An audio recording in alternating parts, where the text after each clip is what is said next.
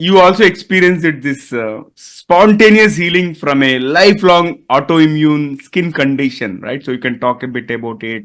And also, how did that transformative movement change your perspective on life, health, and also leadership? Throw all your medication, go through it, and then go on a spiritual path and healing journey, which I did. Folks, you have tuned into TGV and hearty welcome to the Guiding Voice podcast series, the world's only quadrilingual podcast at this moment of recording. And we are trying to embark into multiple languages as we speak. And here we embark on transformative conversations for a better future.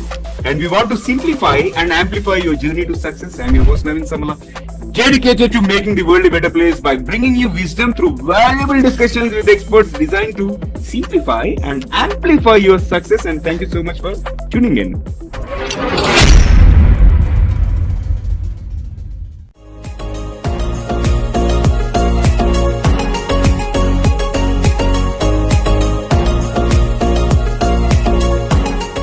So, folks, we are joined by Chiron Yeng. He is an international spiritual mentor and heart-centered leadership expert who transformed his life after experiencing spontaneous healing from a lifelong autoimmune condition. And as the creator of HeartQuest and also a TEDx speaker, Chiron guides individuals to awaken the power of their hearts, enabling them to 10x their health, wealth, and impact while inspiring profound transformation in themselves and also others. And today we are going to have an interesting conversation with Chiron, leading with heart, unlocking freedom, health, and impact through heart-centered leadership. But before we get started, here's an exciting twist. As always, let us tickle his brain. So, Chiron, get ready for a rapid-fire round of random words. I'll mention a few, and I would love to hear the first thing that comes to your mind in response without thinking much. If you're ready, let's get started.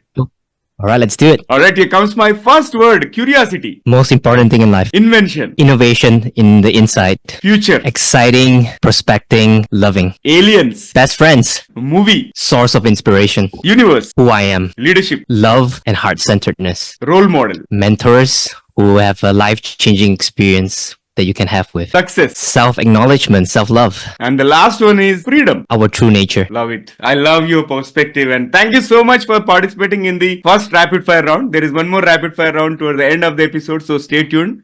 And Chiron, hearty welcome to the Guiding Voice podcast series. How are you doing today? Naveen, thank you for having me. I love the energy and enthusiasm that you brought in. I am so happy to be here and at your service. I'm able to share anything that I would love to share to benefit your community and the people. So I'm doing good. So Yeah. thank you. And yeah, pleasure is mine. And on that note, let me thank Andrea for connecting us. Thank you, Andrea, for connecting amazing Chiron Yeng. And Chiron, let's get started. We'll begin with your guiding voice. Who is your guiding voice? My guiding voice is something that I feel like it's my intuition and something that has always I follow from a place of my heart. Mainly because, you know, I've tried to rely on many people's opinion, advices, and every time I follow other people's advices, I've seemed to find myself in a wrong direction in my life.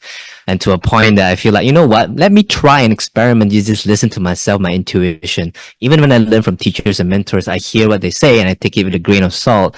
And I was like, okay, what does my intuition say, right? And if my intuition say do this X, Y, Z, it usually leads me to the best places and the best opportunities and even towards healing and success and freedom. Yeah, even I believe in intuitions, and in fact, we have recently had a conversation with India's first intuition expert, and she has also shared some amazing stories like why somebody should really trust their gut and believe in the intuitions, and I can resonate with you on that. And Chiron, now let's talk about your success mantra, as in share with us the top 3 things that have contributed to your success so far. Right. Well, the first thing is mentorship, consistent mentorship, constantly learning from someone and putting yourself in a room where people have walked 10,000 steps ahead of you and really absorb their experiences and their wisdom. That's number 1. Number 2 is be in a place of action, not waiting for the best circumstances to happen before you say yes. So you say yes first before you're fully ready and you just go for it. And then you figure out as you go, you do whatever it takes to make it happen.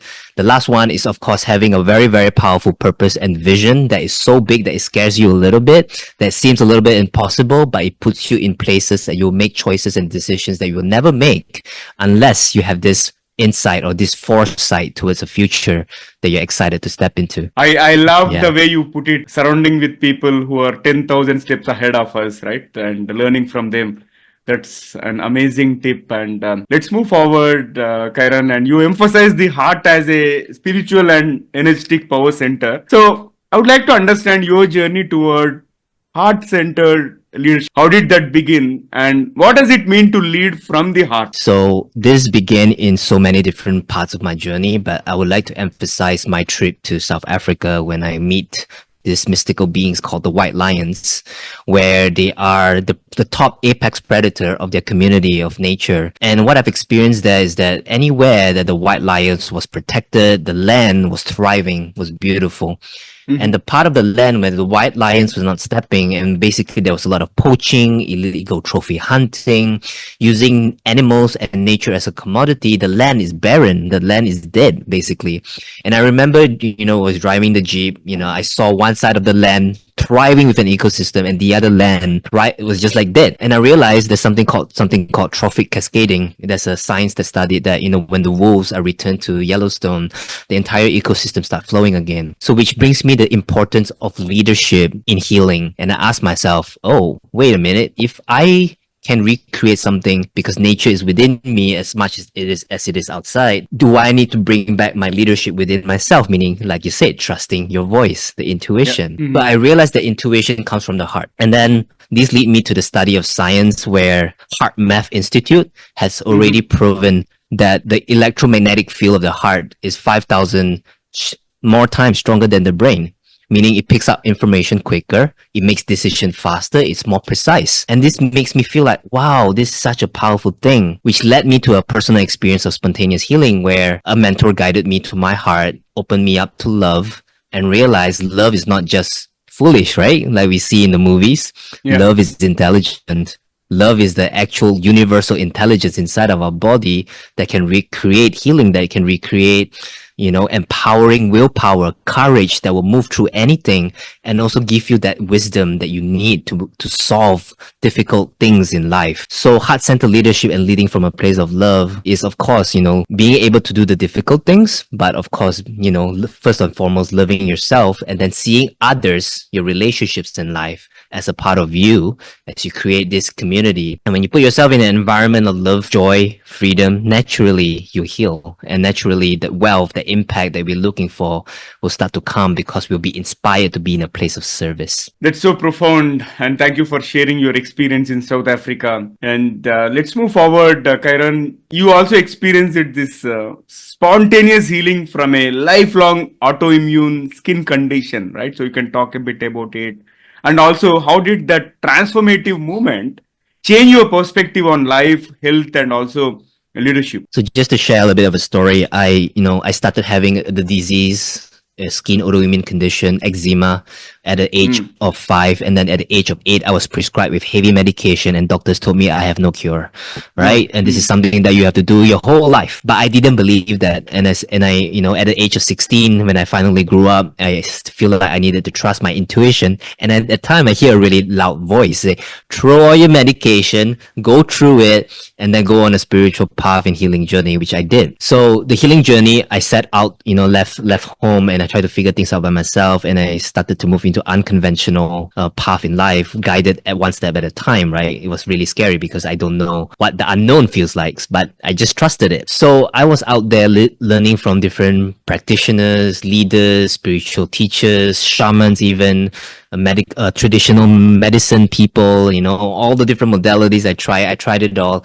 And the healing gave me a certain level of success, but it did not sustain my healing. So the humbling moment came, just to answer your question now, is that when I came back from a more than 10 years journey of searching for healing and spirituality, I came back home to Malaysia, and that was when the lockdown happened. When the lockdown, COVID-19 was happening, I lost my access to retreats, to my teachers and all the kind of things. And it humbled me that I am the one actually creating my own disease. I realized that because of my own mental struggles, my own mind, I created a biological reaction to it. So it humbled me, and I realized that I wasn't healing because I hated myself. I felt like I wasn't good enough. And this is why love and self-love is such an important thing, not in a sense of self-care, right? But more in a sense of like, can I truly and genuinely accept who I am? Because acceptance has to come first before forgiveness, right? So when I had that revelation, miracles upon miracles starts to enter my life. I met my mentor who teach me about healing on the subconscious mind, how to open my heart to generate love. That is the energy of healing, and it opens me up to so much perception about how I've been treating my relationships, my family around me, and I healed my relationship. And that in the end, because of the environment and the conditions of healing is all present, I healed in 3 months, which is very, very quick. And ever since then, it has never reoccurred.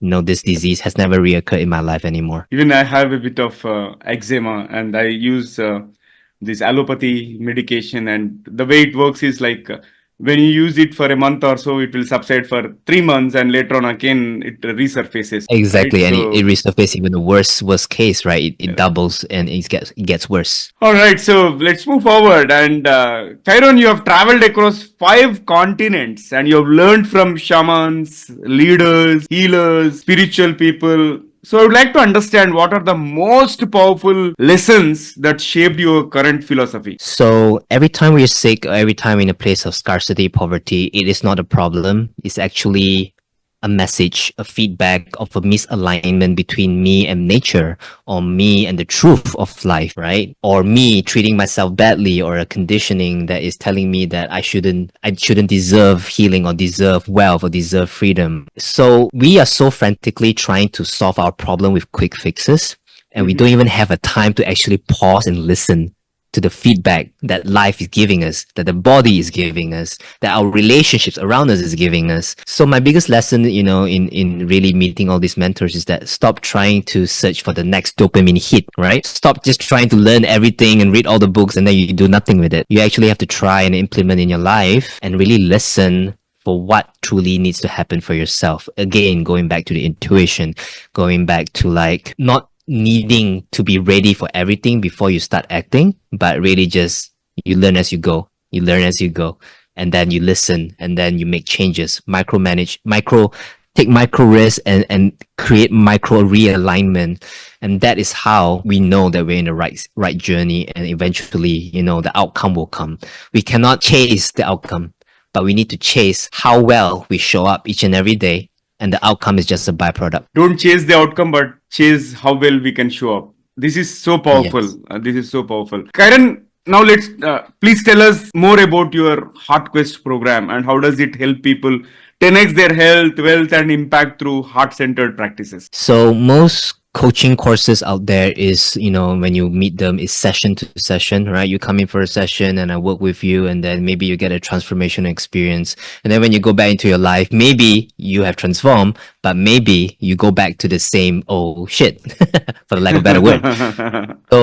So I've designed Heart Quest in a sense where we come into a 3.5 months container where you get to access me anytime in your life. So we have session to session thing, but in between, you get to connect with me, text me, and give me real problems, and I will meet you halfway and really help you change right away. Because I believe transformation don't just happen during the session, it happens in life. We need to take micro risk. We need to actually go out there and actually experience life. And what a better way for me to accompany someone throughout this process, because when we fear the unknown and we have no guidance and we don't know what's there, but you know someone who knows what that looks like for you, the fear goes down because now you know you're safe. So my role in Heart Quest is to help you find your own wisdom. I'm not fixing you. I'm not trying to give you advice or solution, but to become the best mirror for you to believe in yourself and to access the heart intelligence that is already inside of you. And there's 4 pillars, right? One of them is know yourself. I'm going to help you know yourself so that you make clear choices, so that you can, trust your intuition. Then the next thing I'm going to help you do is to love yourself. We grow up with conditioning, we grow up with expectation, and sometimes those are blind spots. When I can help you accept yourself as who you are, you stop going against yourself. It's not like accelerating and then you press brake all the time and then you hold yourself back. No, there's none of that anymore. If I can help you free that, then you're free to go. Then the third thing, I'm going to help you be yourself in front of relationship that is hard to be yourself, right? It's easy to be authentic when you're alone. It's not easy to be authentic when you're with other people. right? Whether it's business, whether it's personal relationship, everything revolves around relationship. But if you can master the art of relationship, you can master life very quickly, right? So I help you be yourself in front of other people. And the last but not least, I help you lead yourself, which is the fourth pillar, to set up habits, systems, routines, rituals that is gonna keep you in this place of consistency. And we invest this thing called focus, because focus is going to get you into flow state. And what happens next is that you're going to transform something called effortless power to powerless effort. So combining all these different things, we combine spiritual things and practical matter, earthly things together. And then we show up as a leader each day. And what happens then is a profound identity shift that I notice in my clients that goes through this entire journey. You become a completely different person. So it's like a hero's journey. Got it. That was very clear. And let's move to the next one. So you also mentioned about this absolute freedom, right? So what does it mean in the context of heart-centered leadership, and how can people begin to achieve this level of freedom in their own lives? So the way I define freedom is being true to yourself, being true to love in your relationships and with yourself and in nature and your environment. And then the last one is true in making an impact. I believe everybody has a gift that they want to share with the world. And if they can do that, you can harness the most powerful energy in the universe to put yourself out there. Because the universe helps anyone who helps the universe. So as you know, just like in the circle of life, we are here for a reason. And when we can really put that out there, that is true freedom. And freedom is not being the beach, drink your cocktail, work 4 hours a week. But freedom is really loving the art of service, the art of loving life, being who you are and expressing yourself in the world. That's my understanding of freedom. So profound definition. And I have a personal question, like, when did you start wearing that hat and what is the secret behind that? The hat? Yeah. Oh, wow. Okay. Something that most people don't know is that I used to want to be a dancer. And I used to pursue contemporary hip hop dancing and wanted to be a professional dancer. So the hat is a signature thing that I like to wear when I dance. Okay. And then eventually, it became a persona. It became something that is very authentic to who I am. And I love this hat because it represents to me, when you see all those saints, there's this aura around their head and the golden light. And this hat kind of like brings that out for me. And I want to give that experience, that expression in myself and for other people to see that in me as well. All right, so Chiron, this has been an incredible conversation, and it's time for us to add some more spice and some more excitement to the episode. Hello, I'm Steve Ahern, one of the judges of the Asia Podcast Awards. I'm interrupting this episode to let you know that you're listening to an award-winning podcast. This podcast won its category in the 2024 Podcast Awards, so you know you're listening to quality. Enjoy your listening experience, and congratulations to the team who created this award-winning podcast for you. So if you're ready, let's kick off this second rapid fire round. Let's go for it. I love the spirit, and here comes my first bullet.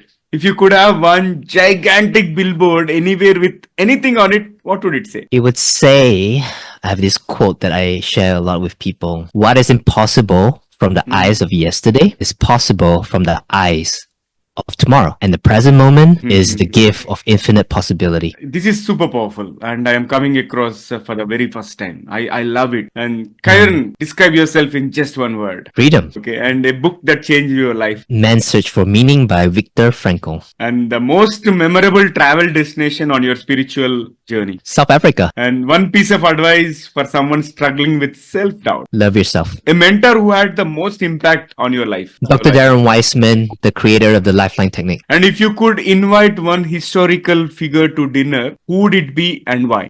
Buddha.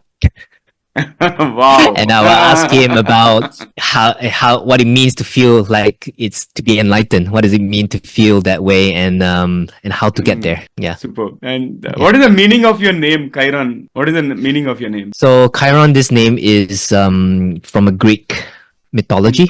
There's a centaur named Chiron, and he is a master mentor for many Greek heroes in like Hercules, Perseus. Chiron is basically the mentor, and he's a half horse, half man.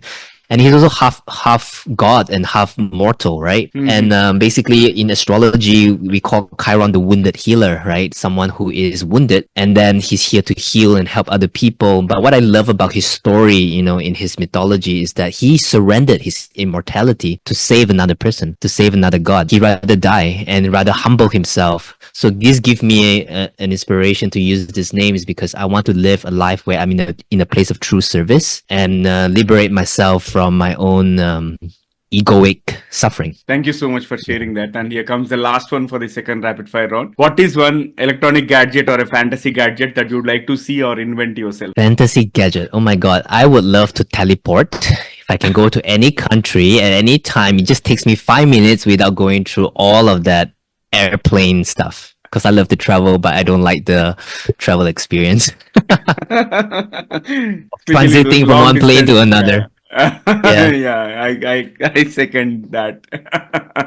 All right, so Karen, that was an energetic second rapid fire, and let's move back to the mainstream. So here is the last question. Like, for those just starting their spiritual or personal development journeys, what practical steps would you recommend to begin awakening their heart's power? Okay, you need to connect to something called passion. And passion is anything that interests you with curiosity, that anything that makes you feel alive, that you have this genuine interest in learning it and getting better at it. Then you take the next best step. Then you take the next best step. Then you take the next best step and you follow the energy where it's the highest. That gives you the greatest bliss, the greatest passion. And if someone says, but it's not practical, then you have to make it practical. Then you have to figure it out. No, this is Whatever it takes so to live your yeah. passion. You have put some powerful statements in so simple words and all. I really enjoyed talking to you, and all the tips Thank that you. you have shared are amazing. And I look forward to hosting you again in future. And Kairon, how is I your would love to. experience being hosted on my podcast? Man, I love your energy, man. You're enthusiastic as I am, and your questions are powerful as what you have given me. So I think it's a mirror reflection of if you give powerful questions and you come with an intention of learning and expanding, and what I feel from you is that you're truly serving your community in such a powerful way, and I really honor that and in full respect, and I feel so grateful to be part of this, and I'm really honored to be here. So thank you. Pleasure to have you, Kairon, and look forward to hosting you again in future. And I wish you more power in terms of transforming people's lives. And it was such a pleasure talking to you. Thank you. Appreciate being here. Thank you. All right. So, friends, that was our episode with Chiron Yeng. And before we jump into the fun trivia section, we have a quick request. In case if you haven't already subscribed to our podcast, please subscribe from wherever you have tuned in. And also, if you have enjoyed the conversation, please share with at least 3 of your friends or colleagues who would also like TGV, the guiding voice. So spread the knowledge and help others grow just like you are growing. And now it's time for us to hop into the trivia segment. And having had amazing conversation with Chiron, who has been influenced by spiritual people and spiritual persons and spiritual philosophies, I thought I would present you 2 lesser known and interesting facts about Shamanism. First one is shamanic practices are not just limited to indigenous cultures. While it is associated with indigenous cultures, shamanic traditions exist across the globe in various forms, even in areas like Siberia, Mongolia, and parts of Europe. And the word shaman itself comes from the Tungus people of Siberia, but similar practices like spirit communication, healing rituals, and nature-based wisdom have been part of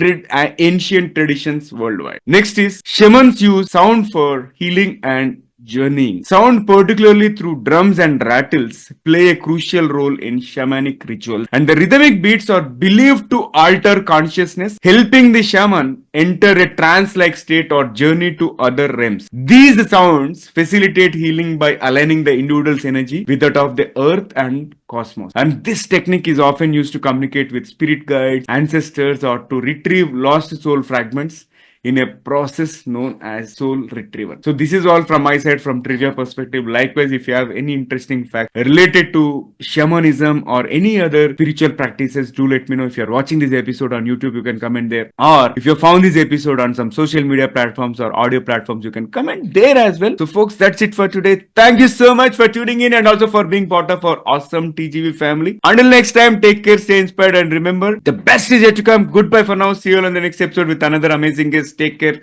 Love you all.